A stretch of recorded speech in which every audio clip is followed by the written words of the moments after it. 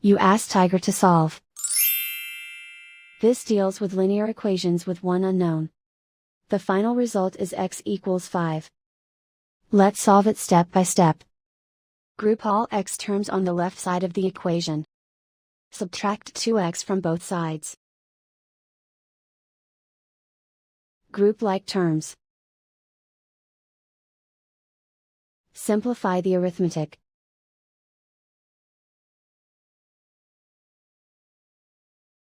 Group all constants on the right side of the equation. Add 20 to both sides. Simplify the arithmetic.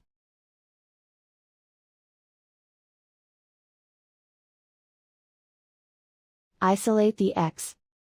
Divide both sides by 4. Simplify the fraction. Find the greatest common factor of the numerator and denominator.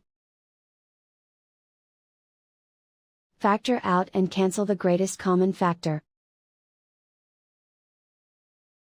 And so the final result is x equals 5.